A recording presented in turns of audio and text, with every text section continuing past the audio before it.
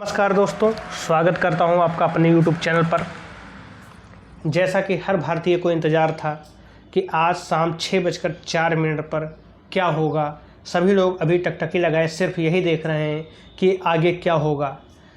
भारत का जो चंद्रयान 3 मिशन था वो अब कुछ ही समय पश्चात लैंड करने वाला है। हर भारतीय की इच्छा है कि ये सॉफ्ट लैंडिंग इस बार हो जाए, ऐसा ना हो कि जैसे चंद्रयान 2 के साथ हुआ था। तो हम पूरी प्रक्रिया को समझेंगे यहाँ पर कि कैसे चंद्रयान 2 में क्या प्रॉब्लम आ गई थी और चंद्रयान 3 के साथ क्या क्या चीज़ें ऐड की गई हैं ताकि वो अपनी सॉफ्ट लैंडिंग कर सके और उन गलतियों से बचा जा सके जो चंद्रयान 2 के साथ हो गया था। तो आप लोग हमारे साथ बने रहिए, अंत तक इस वीडियो को देखिए। और जैसा कि कुछ ही समय बाद सॉफ्ट लैंडिंग शुरू हो जाएगी, प्रक्रिया शुरू हो जाएगी और आपका जो लाइव टेलीकास्ट हो रहा है वहाँ आप देख सकते हैं कि क्या प्रक्रिया चल रही है। सॉफ्ट लैंडिंग को टेलीकास्ट किया जाएगा। फिलहाल इस वीडियो में बने रहिए और ये जानिए कि क्या क्या प्रक्रियाएं होंगी। उससे पहले मैं रामधारी सिंह दिनकर की एक कविता पढ़ना चाहूँगा। जब चंद्रयान 2 हमारा असफल हुआ तो लोगों के जो मनोभाव थे वो प्रकट हुए, कितने दुखी हुए हर भारतीय। लेकिन रामधारी सिंह दिनकर की ये कविता आप पढ़िए और फिर आप देखिए कि कितने कम वर्षों के उपरांत हम चंद्रयान 3 को फिर से उसी उद्देश्य के साथ प्रक्षेपित किए हैं और जो कि आज पता चल जाएगा कि उसके साथ भी क्या होने वाला है। आइए हम देखते हैं इस कविता को कि है कौन विघ्न ऐसा जग में, टिक सके आदमी के मग में, खम ठोंक ठेलता है जब नर पर्वत के जाते पाँव उखड़, मानो जब जोर लगाता है पत्थर पानी बन जाता है। इसी कविता को चरितार्थ करते हुए आज इसरो ने फिर से उस काम को करने का ठाना है जो कि चंद्रयान 2 से नहीं हो पाया था। तो आइए देखते हैं कि क्या क्या है, क्या क्या चीज़ों से कौन कौन सी चीज़ें हैं जो समस्या उत्पन्न कर सकती हैं और उन्हें दूर करने के लिए इसरो ने क्या क्या किया है। सन 2019 में जब आपका चंद्रयान 2 गया था, उस समय जो चंद्रमा की सतह थी और जो आपका चंद्रयान था उसकी सॉफ्ट लैंडिंग में मात्र 2.1 किलोमीटर की दूरी बची थी। लेकिन परिस्थितियां अपने अनुकूल नहीं थीं और हुआ क्या कि वो सॉफ्ट लैंडिंग नहीं कर सका और वो बीच में ही क्रैश हो गया। ठीक है, तो प्रॉब्लम यही थी कि सॉफ्ट लैंडिंग कैसे करवाई जाए। सबसे बड़ी समस्या यही है कि सॉफ्ट लैंडिंग कैसे करवाई जाए। तत्कालीन जो चीफ थे के सिवान जी ने कहा कि लास्ट के जो 15 मिनट हैं वही हम नहीं कर उसी में जो हमें करना चाहिए था कर सकते थे, लेकिन वो हमसे नहीं हुआ। तो उन्होंने लास्ट 15 मिनट को लास्ट 15 मिनट टेरर बताया है। 15 मिनट का आतंक उसे कहा था के सिवान जी ने। आज फिर उसी प्रक्रिया में हम आगे बढ़ चुके हैं और वही चीज़ें फिर से दोहराई जाएंगी। बस इस बार सभी भारतीयों की इच्छा ये है कि मिशन सक्सेसफुल हो जाए। तो चंद्रयान 2 के साथ यही प्रॉब्लम हुआ था कि वो सॉफ्ट लैंडिंग नहीं कर सका था। चंद्रयान 3 को हमें सॉफ्ट लैंडिंग करवाना है। ठीक, तो आइए हम इसके बारे में जानते हैं कि क्या क्या चीज़ें हैं और कैसे सॉफ्ट लैंडिंग होगी, कितने चरणों में होगी, हर स्टेप पर क्या क्या होगा। अभी जब हमारा जो लैंडर है वो क्या है 100 किलोमीटर की ऊंचाई पर घूम रहा है। ठीक है, अब इस 100 किलोमीटर की ऊंचाई से हमें सतह तक पहुंचाना है। सबसे महत्वपूर्ण यही चीज़ें हैं कि जो 15 मिनट है आपको उन्हीं 15 मिनट के अंदर 100 किलोमीटर से सतह तक हमें पहुंचाना है। जिसमें होगा क्या, हर एक चरण में क्या क्या होगा ये देखेंगे। तो सबसे पहले ये देख लीजिए, ये आपके सामने जो फिगर है ये किसका है, ये आपका इंटीग्रेटेड मॉड्यूल का है। ठीक है, इंटीग्रेटेड मॉड्यूल का मतलब एकीकृत मॉड्यूल है। इसमें आपका प्रोपोर्शन मॉडल जिसे पीएम कहते हैं और लैंडर मॉडल जिसे एलएम कहते हैं। ठीक है, लैंडर मॉडल है और पीएम मॉडल है, ये आपके पास है। लैंडर मॉडल में क्या है, लैंडर मॉडल के साथ साथ आपका रोवर भी है। लैंडर मॉडल ये क्या है, इसका क्या नाम है आपका विक्रम। ठीक है, लैंडर मॉडल का क्या काम क्या है कि वो अपने अंदर उस चीज़ को रखे हुए है जो उस धरती पर जाकर या चांद की धरती पर जाकर उसका अन्वेषण करेगा। ठीक है, वहाँ खोज करेगा। तो ये इसके अंदर ही रखा हुआ है। जो आपका रोवर प्रज्ञान है वो लैंडर के अंदर ही रखा गया है। जब ये उतरेगा तो ये इसके पैर हैं जिन्हें एकदम सही तरीके से हमें उतारना होगा, तभी हमारा जो लैंडर है वो सॉफ्ट लैंडिंग करेगा और उसके बाद यहाँ से आपका रोवर निकलेगा। ठीक है, तो ये चीज़ है जो चंद्रमा की सतह पर जाएगा और चंद्रमा की सतह पर जाने के बाद अपने को स्टेबल करेगा। फिर उसके 2 घंटे के बाद इसका जो रैप है वो खुलेगा और वहाँ से आपका रोवर निकलेगा। तो देखिए ये अलग अलग मॉड्यूल दिखाया गया है यहाँ पर, और यहाँ पर आपको बताया जा रहा है कि ये क्या है, इंटीग्रेटेड मॉड्यूल है। ठीक, यहाँ पर आपका ये क्या है, प्रोपल्शन मॉड्यूल। देखिए इसमें ये लगा हुआ है, प्रोपल्शन मॉड्यूल है। और उसके बाद लैंडर मॉड्यूल क्या है, ये आपका लगा हुआ है लैंडर मॉड्यूल। ठीक है, लैंडर मॉड्यूल, प्रोपल्शन मॉड्यूल है, लैंडर मॉड्यूल। प्रोपल्शन मॉड्यूल का काम क्या है, प्रोपल्शन मॉड्यूल का काम है कि इसे इसकी कक्षा तक ले जाना और उसके बाद इससे अलग हो जाना। ठीक है, अलग हो जाना। आज जो मिशन है ये आपका शाम 6:04 पर सॉफ्ट लैंडिंग करेगा ये। ठीक है, तो सॉफ्ट लैंडिंग के लिए जो महत्वपूर्ण है वो आपका क्या है, लैंडर मॉड्यूल जाएगा। प्रोपल्शन मॉड्यूल अब अलग हो चुका है। ठीक है, प्रोपल्शन मॉड्यूल के अलग होने के बाद देखिए प्रोपल्शन मॉड्यूल और लैंडर मॉड्यूल के हम कुछ चीज़ों को देख लेते हैं। ये देखिए इंटीग्रेटेड मॉड्यूल है, इसमें आपका बताया गया है कि लैंडर मॉड्यूल है, ये लैंडर है आपका, देख सकते हैं विक्रम। अच्छा, लैंडर मॉड्यूल के अंदर भी मतलब नीचे भी उसके क्या लगाया गया, इंजन लगाए गए हैं जो थ्रस्ट करेंगे। ये थ्रस्ट क्यों करेंगे, क्योंकि भाई कोई चीज़ जब ऊपर से गिरेगी तो उसकी स्पीड बढ़ती जाएगी और उसकी स्पीड को कम करना है तो आप देखिए कि नीचे से ऐसे थ्रस्ट लगाए जाएंगे जो काउंटर थ्रस्ट कहे जाते हैं, ताकि उसकी स्पीड को कम किया जा सके। जो लैंडर की स्पीड है नीचे गिरने की उसे कम किया जा सके। ठीक, तो लैंडर मॉडल जो है जिसे LM भी कहते हैं और रोवर इसके साथ है। तो ये है आपका लैंडर मॉडल, ये है आपका प्रोपल्शन मॉडल। ठीक है, ठीक है, ये आपका हो गया प्रोपल्शन मॉडल। ठीक, जो इसे लेकर जाएगा। और लैंडर मॉडल क्या है आपका, जिसमें आपका प्रज्ञान रोवर रखा गया है। ठीक है, फिर आगे हम देखते हैं कि इसका जो इन्होंने व्यू दिखाया है, साइड व्यू इधर और बाकी इधर उधर की सारी व्यूज़ दिखाएं कि कैसे दिखेगा। ये आपको इसरो की वेबसाइट पर मिल जाएगा। ठीक है, ये मैंने वहीं से लिया है, आप इसरो की वेबसाइट से जाकर ये चीज़ें देख सकते हैं। ये व्यू को दिखाएं कि कैसे आप जब इधर से देखेंगे, देखिए ये जो हिस्सा है ये आपको इधर दिखाया गया है जो कि +P+Y व्यू आपको दिखाया गया है, और दूसरे हिस्से का दिखाया गया है वो -P-Y व्यू से दिखाया गया है।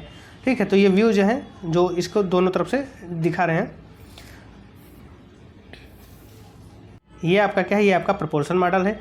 इसमें आप देखिए स्टार सेंसर लगा हुआ है, शेप पेलोड लगा हुआ है, 440 न्यूटन लिक्विड इंजन भी यहाँ पर लगा हुआ है, TTC एंटीना भी लगा है, सोलर पैनल इसके साथ लगा हुआ, जो ये ब्लू कलर का प्लेट दिख रहा है ये सोलर पैनल है आपका। IMA कोन है ये आपका। ठीक है, IMA कोन क्या होता है कि ये किसको, जो आपका लैंडर है उसके साथ, लैंडर मॉड्यूल के साथ आपका प्रोपल्शन मॉड्यूल को जोड़ता है। ठीक है, तो ये है आपका जो क्या है, ये आपका हो जाएगा प्रोपल्शन मॉडल यानी PM। ठीक है, PM का मुख्य काम ये होता है कि LM को उसकी कक्षा तक पहुंचा दे और उसके बाद वो स्वतः उससे अलग हो जाए। और ये अलग तो हो जाएगा, लेकिन इसके पास कुछ ऐसे उपकरण लगाए गए हैं जो पृथ्वी का अध्ययन करेंगे, जो आपके पृथ्वी के चुंबकीय क्षेत्र हैं और ध्रुवीय क्षेत्र हैं, इन सारी चीज़ों का अध्ययन करेंगे। अब यहाँ पर आप देख लीजिए कि ये आपका रोवर है, रोवर नहीं है, ये लैंडर है आपका, जिसमें 800 न्यूटन थ्रोटेबल लिक्विड इंजन यहाँ लगाया गया है। देखिए, और फिर आपका ये लगाया गया है, ये चीज़ें जो इंजन लगाए गए हैं, ये इंजन इसलिए लगाए गए हैं ताकि ये आप थ्रस्ट कर मतलब ये वहाँ पर काउंटर थ्रस्ट दे सकें, ताकि उसकी स्पीड को, जो आपका लैंडर का स्पीड है उसे कम किया जा सके और चंद्रमा की सतह पर सॉफ्ट लैंडिंग कराई जा सके। इसलिए इन्होंने 800 न्यूटन थ्रोटेबल लिक्विड इंजन इन्होंने यूज किया है। ये आप देखिए, ये लैंडर का लेग है जो कि उतरते समय एकदम आपका जो पूरा लैंडर है वो चंद्रमा की सतह के 90 डिग्री होना चाहिए। ठीक है, तो ये आपका क्या है, लैंडर का लेग है। इसके अतिरिक्त आपके पास ILSA पेलोड का प्रयोग किया गया है। ILSA जो पेलोड है उसका क्या काम है, ये लैंडिंग साइट के आसपास जो भूकंपीयता को मापने के लिए ये प्रयोग किया जाएगा। ILSA का प्रयोग किस लिए किया जाएगा, लैंडिंग साइट के जहाँ ये लैंड करेगा उसके साइट के आसपास जो है वो भूकंपीयता को मापेगा वहाँ पर। इसके अतिरिक्त आप देख लीजिए, इसमें lander hazard detection avoidance camera भी प्रयोग किया गया है। स्टार सेंसर इसमें भी यूज किया गया है, LRA भी है, लेजर डॉपलर वेलोसीमीटर, ये ध्यान दीजिएगा, लेजर डॉपलर वेलोसीमीटर ये चंद्रयान 2 में नहीं प्रयोग किया गया था। इसका काम क्या है कि ये पल्स छोड़ता रहता है, लेजर पल्स छोड़ेगा जो चंद्रमा की सतह से टकरा कर इसको इन्फॉर्म करता रहेगा और ये बताता रहेगा कि इसकी वेलोसिटी कितनी है, तो उस हिसाब से ये खुद एडजस्ट कर लेगा। ठीक है, सबसे महत्वपूर्ण चीज़ ये है कि इतनी तेज़ी से ये नीचे आ रहा है। अगर ये पृथ्वी, आप ये सोचिए कि ये ऑटोमेटिक है, ये अब खुद निर्णय लेगा, अब यहाँ से कोई कंट्रोल नहीं रह जाता है। ठीक है, लास्ट 15 मिनट में कोई कंट्रोल आपका जो यहाँ आपके जो धरती पर बैठे लोग हैं, जहाँ सूचनाएं इसकी जा रही हैं, वहाँ से कोई कंट्रोल इसका नहीं रह जाता है। कारण ये है कि 1.3 सेकंड कोई सूचना यहाँ से पृथ्वी से चंद्रमा तक जाने में और चंद्रमा से पृथ्वी तक जाने में आपका, अगर हम देखें तो 1.3 और 1.3 यानी 2.6 सेकंड तक, लगभग 2.5 सेकंड तक का यूज हो जाता है। अब इतना टाइम इतनी स्पीड से चलने वाले वाहन के लिए या उपकरण के लिए बहुत है, इतने में तो सारी चीज़ें गड़बड़ हो सकती हैं। तो इसलिए यहाँ से कुछ ना करके सब कुछ ऑटोमेटिक कर दिया गया है कि वहाँ पर लैंडर खुद फैसला करेगा कि हमें उतरना कहाँ है। ठीक है, वहाँ लैंडर आपका खुद ये फैसला लेगा कि हमें उतरना कहाँ है। और इसीलिए इसमें लेजर डॉपलर वेलोसीमीटर का यूज किया गया है। वेलोसीमीटर का यूज इसलिए किया गया है कि ये लेजर पल्स छोड़ेगा और वो टकराकर आपको इसके लैंडर को इन्फॉर्म करता रहेगा कि कितनी स्पीड है उसकी।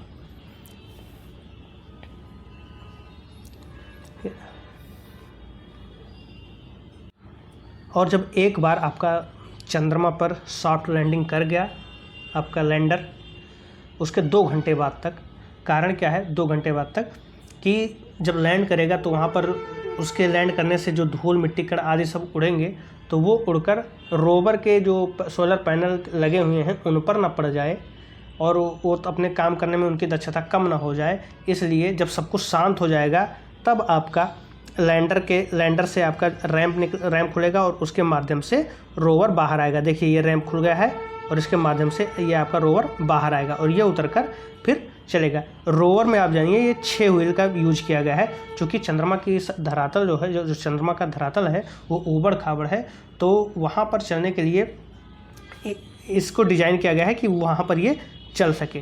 तो इसे 6 व्हील का बनाया, इसमें 6 व्हील लगे हुए हैं।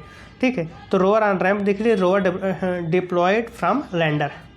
ठीक, उसके बाद क्या होता है कि जब एक बार उतर जाता है, रोवर निकल जाता है, उसके बाद वो अन्वेषण करना प्रारंभ कर देता है। रोवर का नाम आप ध्यान रखिएगा, प्रज्ञान रोवर है, और लैंडर जो है वो आपका विक्रम है। रोवर की संरचना आप देख लीजिए, 3 व्हील्स इधर हैं, 3 व्हील 6 व्हील्स हैं। इसमें कई सारी मशीनें भी लगी हुई हैं जो वहाँ पर खोज करने में इसकी मदद करेंगी। कई तरीके के कैमराज भी इसमें लगे हुए हैं।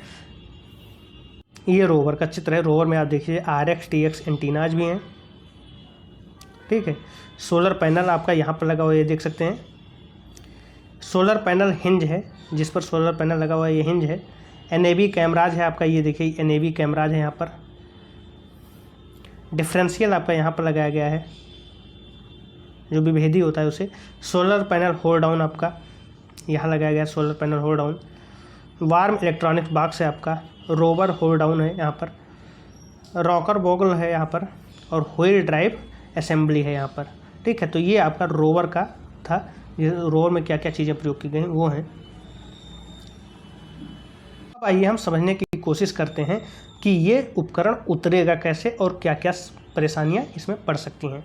तो देखिए, आमतौर पर जब पृथ्वी पर कोई चीज़ें उतरती हैं तो आप देखेंगे जैसे जहाज़ उतरता है तो वो आगे भी बढ़ता है और साथ ही साथ वो नीचे भी आता है और तेज़ी के साथ नीचे आता है।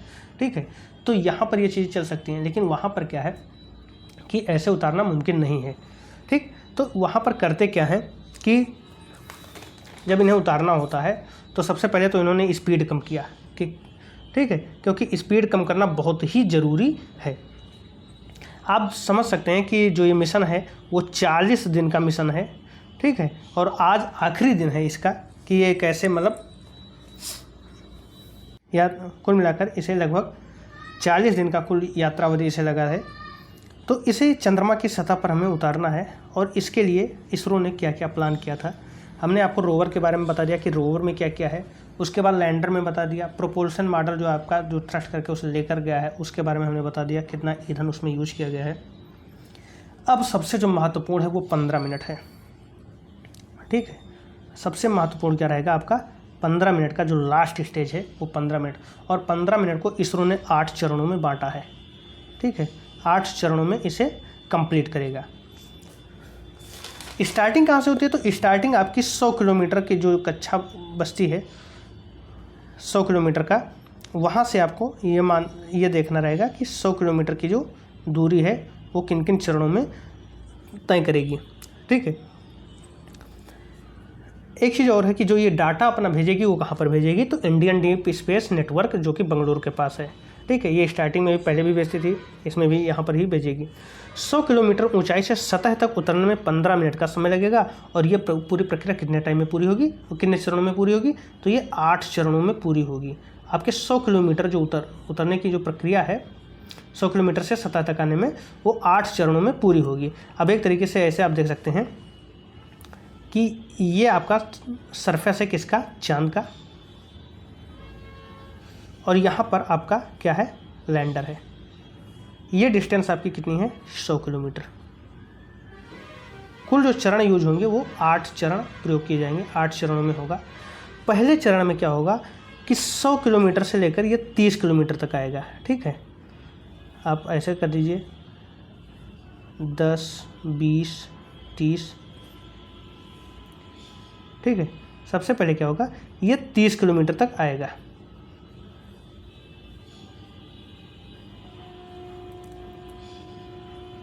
सौ से उतरकर ये आपका 30 किलोमीटर तक आएगा।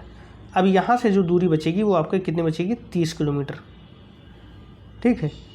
100 किलोमीटर से ये आपका 30 किलोमीटर में आएगा। इस दरमियान जो होगा आपका जो लैंडर है उसके जो पैर होंगे वो इस तरीके से होंगे, चांद की सरफेस के क्षैतिज होंगे, हॉरिजॉन्टल होंगे चांद के सरफेस के, ठीक है। और फिर 30 किलोमीटर की ऊंचाई तक गति बहुत अधिक होगी इसमें। फिर 30 किलोमीटर से क्या करेंगे, ये 7.4 किलोमीटर तक आएगा। अब ऊंचाई इसकी कितनी रहेगी? 7.4 किलोमीटर। अब 7.4 किलोमीटर की ऊंचाई तक पहुंचता है। फिर क्या होता है इसमें जो होता है, अगर हम टाइम देखें तो 100 से लेकर 7.4 तक पहुंचने में आपका जो कुल समय लगता है वो 10 मिनट लगता है। यानी 100 किलोमीटर से लेकर 7.4, अब सतह 7.4 किलोमीटर की बची है, और इतनी दूरी उसने कितने में कवर कर ली? तो 100 जो अब 10 मिनट में उसने इतनी दूरी कवर कर ली। कितनी कवर की है? लगभग तो 92.6 किलोमीटर की दूरी इसने 10 मिनट में कवर कर ली। स्पीड काफ़ी थी इसकी, ठीक है। फिर यहाँ से ये आपका होगा पहला चरण। फिर दूसरा चरण जब शुरू होता है तो दूसरे चरण में क्या होता है, लैंडर का जो पैर होता है, ये आपका जो लैंडर का पैर था वो चंद्रमा की सतह से 50 डिग्री पर घूम जाता है। जैसे पहले इस तरीके से आ रहा था क्षैतिज, अब 50 डिग्री घूम गया है। सुरक्षित उतारने के लिए ज़रूरी है कि लैंडर इस सीधा सीधा एकदम अपने स्थान पर ही पड़े, ठीक है। लैंडर 90 डिग्री पर उतरना चाहिए चंद्रमा की सतह पर। तो अब धीरे धीरे ये घूम रहा है।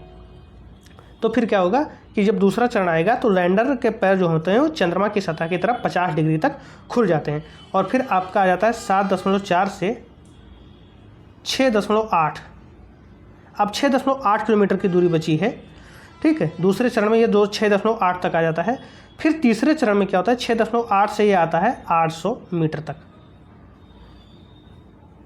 800 मीटर तक आएगा। और 800 मीटर ये आपका तीसरा चरण है। और इसमें क्या हो जाएगा, जो लैंडर था ये अब एकदम सीधा हो जाएगा या लंबवत हो जाएगा, किसके? चंद्रमा की सतह के सीधा लंबवत हो जाएगा।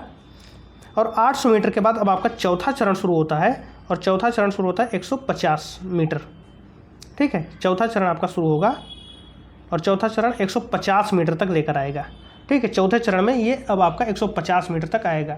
चूँकि इसकी स्पीड कम कर दी गई है ताकि ये सॉफ्ट लैंडिंग कर सके। अचानक ऐसा नहीं है कि आकर धड़ाम से उसकी सतह से टकरा जाए, और अगर इस तरीके से टकरा जाएगा तो ब्लास्टी इतनी होती है कि अस्थि पंजर बिखर जाएंगे इसके। तो आराम से उतर कर आए, इसलिए ये ज़रूरी है कि इसकी स्पीड को कम करते रहें। और इसके लिए इसमें क्या लगाया गया था, मैंने आपको बताया है कि 4 काउंटर थ्रस्ट करने वाले इंजन लगाए गए थे, जो काउंटर थ्रस्ट इसे करेंगे ताकि ये धीमे इसका स्पीड कम कर दें, ताकि ये आराम से सतह पर उतर जाए। चौथे चरण में लैंडर ये देखेगा कि लैंडिंग सतह समतल है या नहीं। चौथे चरण में जब पहुंच जाता है तो इसमें जो नीचे कैमरा लगे हैं वो पूरे एरिया को देखेंगे कि पूरा जो एरिया है वो उतरने लायक है या नहीं है। अच्छा, पिछली बार की तुलना में इस बार ईंधन भी थोड़ा बढ़े हैं कि अगर मान लो लैंडर को ऐसा लगता है, क्योंकि सारी चीज़ें अब लैंडर के ऊपर डिपेंड है, लैंडर खुद ही निर्णय ले रहा है कि हमें कहाँ उतरना है, कैसे उतरना है, क्योंकि अब पृथ्वी से कोई संपर्क नहीं है। ठीक है, क्योंकि मैंने आपको बताया कि क्या तकनीकी समस्या आ सकती है। अगर वो सिग्नल भेजे, सिग्नल आए और जाने में जितना समय लग जाएगा उतने में तो वहाँ सारा मामला बिगड़ जाएगा। तो इसलिए लैंडर को खुद सोचना है और वो ये देखेगा कैमरे के माध्यम से कि जहाँ उतरना है वो उस जगह सही है या नहीं है। अगर नहीं है तो वो थोड़ा दाएं बाएं इधर उधर भी हो सकता है। अच्छा, पिछली बार जो एरिया लिया गया था कि लैंडिंग एरिया है वो कम लिया गया था, तो इस बार जो लैंडिंग एरिया है वो 4 किलोमीटर गुणे 2.4 किलोमीटर के उस रेंज में लिया गया है, ताकि वो इतने एरिया में कहीं भी उतर सकता है। पिछली बार आपका 500 मीटर गुणे 500 मीटर का ही था, ताकि उसी एरिया में उसे उतरना था, तो उसकी अपेक्षा इस बार काफ़ी एरिया लिया गया है।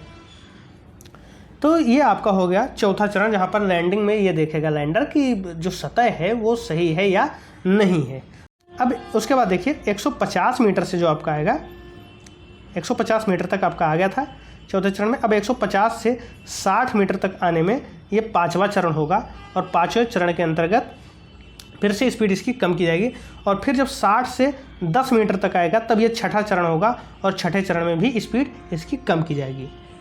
यहाँ पर क्या है कि हमने आपको बताया कि जो आपका लैंडर था उसमें एक लेजर डॉपलर वेलोसीमीटर जोड़ा गया है, जो क्या करता है, जो चंद्रमा की सतह पर लेजर पल्स भेजता है, और जिससे उसकी गति पता चलती रहती है। अब क्या हो जाएगा, रॉकेट जलना बंद हो जाएगा, और 10 मीटर से चंद्रमा की सतह पर उतरने में इसे 2 मीटर पर सेकंड की स्पीड रखा जाएगा, कुछ ऐसे ही, ताकि ये आराम से सॉफ्ट लैंडिंग कर सके। ठीक है, तो इस तरीके से हम देखते हैं कि इसकी लैंडिंग में कितनी तकनीकी समस्याएं होती है। अगर थोड़ी सी भी गलती हो गई तो सारी मेहनत बर्बाद हो जाएगी। लेकिन लैंडर को इस तरीके से भी बनाया गया है कि अगर वो 100 मीटर पर सेकंड की स्पीड से भी उतर रहा है तो वो उसे झेल लेगा, यानी टूटे फूटेगा नहीं। इस तरीके से डेवलप किया गया है। और अगर हम बात करें कि 800 मीटर से 10 मीटर तक पहुँचने में जो समय लिया जाता है इसके द्वारा, लैंडर के द्वारा, वो कितना होता है, 4.5 मिनट का समय लेता है, और इस दरमियान वो सेल्फ कंट्रोल में ही रहता है। ठीक है, इस दरमियान वो सेल्फ कंट्रोल में रहता है, ना कि यहाँ पृथ्वी से गाइडेंस उसे मिलता है। ठीक है, और फिर 8वें चरण में क्या करता है कि लैंडर लैंड हो चुका है सतह पर, उसके बाद वो लैंडर लैंड हो चुका है सतह पर, उसके बाद कुछ देर तक वो रुकेगा, और तकरीबन 2 घंटे के बाद आपका रोवर उससे निकलेगा। रोवर जिसका नाम प्रज्ञान है वो वहाँ से निकलेगा, फिर वो अपना काम शुरू करेगा। ठीक है, इसके साथ ही साथ ये इस मिशन की जो अवधि है वो 1 चंद्र दिवस है। कितना है, 1 चंद्र दिवस। और 1 चंद्र दिवस का पृथ्वी के दिन में अगर हम देखें तो ये है आपका 14 दिन। ठीक है, 14 दिन इस तरीके से नहीं है कि 24 घंटे जोड़कर जो बनते हैं, मतलब पृथ्वी का तो 14 दिन है, वहाँ पर आपका जो 14 दिन है उसमें धूप ही धूप रहेगी। ठीक है, इस तरीके से डिज़ाइन किया गया है कि ये जो चलेगा आपका रोवर, वो किस पर डिपेंड है, उसे किससे एनर्जी मिलती है रोवर को, तो रोवर को एनर्जी मिलती है आपकी सोलर पैनल से। ठीक है, अब 14 दिन ही चंद्रमा पर आपका धूप मिलेगा और 14 दिन अंधकार रहता है। यानी एक दिन अगर हम देखें, जैसे अपने यहाँ एक दिन होता है 12 घंटे दिन 12 घंटे रात, तो चंद्रमा पर क्या होता है, 14 दिन धूप और 14 दिन रात होते हैं। ठीक है, 14 दिन होता है, 14 दिन रात होती है। तो दिन में तो ये काम कर लेगा, क्योंकि इस तरीके से डिज़ाइन किया गया है कि इसके सोलर पैनल लगे हैं और सूर्य से एनर्जी लेती रहेगी। लेकिन रात में चंद्रमा का तापमान बहुत ज़्यादा गिर जाता है और लगभग 100 डिग्री सेंटीग्रेड से भी नीचे चला जाता है। तो ऐसे में उपकरण के जमने का डर बना रहता है। उपकरण खराब तो हो ही जाएगा, उसके जमने का भी डर बना रहता है। तो इसकी जो अवधि तय की गई है वो 14 दिन ही तय की गई है, और इस तरीके से की गई है कि मैक्सिमम दिन का अपना यूज कर लेता। हो सकता था कि थोड़ा लेट पहुंचता तो उसके पास 12 दिन ही बचते। ठीक, तो इसलिए 23 को ही डिसाइड किया गया कि 23 को हम लैंड करा देते हैं और उसके बाद आपका 14 दिन मिल जाएगा, जो कि अन्वेषण के लिए पर्याप्त रहेगा। और इस 14 दिन में वो अपना खोज करेगा। अगर सुरक्षित है तो फिर आगे भी करेगा, नहीं तो फिर इसका जो पीरियड है मिशन का वो आपका 14 दिन ही है। ठीक, तो 14 दिन के बाद इस मिशन का काम समाप्त हो जाता है और वहाँ पर भी रातें शुरू हो जाएंगी, जो कि मिशन के लिए एक तरीके से बाधा ही है। तो इसीलिए मिशन को 1 चंद्र दिवस तक ही रखा गया है। तो आशा करता हूँ ये वीडियो आपको पसंद आया होगा और हम इंतज़ार करेंगे कि हमारा जो मिशन है वो सफलतापूर्वक अपने उद्देश्य को पाने में सफल रहे और सारे भारतीयों की यही मनोकामना है कि जल्द ही ये खुशखबरी हम सभी को सुनने को मिले। ये वीडियो आपको पसंद आया तो प्लीज़ लाइक शेयर सब्सक्राइब जरूर करें। धन्यवाद।